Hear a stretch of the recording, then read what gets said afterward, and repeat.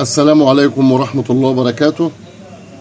كل عام وحضراتكم بخير. استكمالا لفيديوهات أسعار العملات القديمة، النهاردة بشرى للجميع.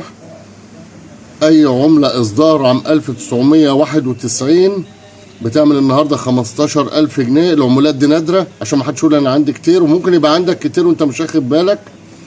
العملات دي اتطبعت سنة 1991، كان فيها مشكلة في الصك وتم سحبها، وكان في عمولات تانية كانت عمولات تجريبية عشان يتم إصدارها في 92 و93 و94. العملة النحاسية العادية زي دي كده، بس تاريخ الإصدار مكتوب عليها 1991.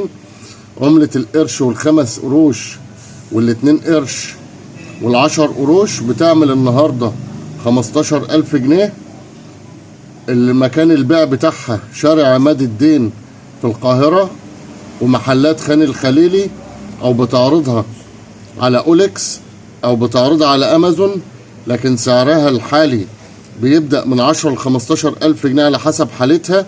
يعني الحالة بتاعتها وجودتها بتبقى لامعة طبعا، غير دي خالص بتعمل فلوس. طب افرض هي زي دي بتتلمع بخل وبتتنضف، بتسيبها مدة فيه وبتبدأ تنضفها، بترجع بتبرق تاني زي ما كانت. عمولات عام 1991 اللي تم إصدارها في السنة دي بتعمل من 10 ل 15,000 جنيه. في عملة الريال بتاعها وغيره، أي شيء مكتوب عليه 1991 بيعمل فلوس. طب هتقول لي مكان البيع فين؟ شارع عماد الدين في القاهرة. محلات خان الخليلي للعمولات موجودة هناك كتيرة جدا. طب أنا مش عايز أبيع محلات، هبيع على أمازون، موقع أمازون، أو هعرض على إيباي.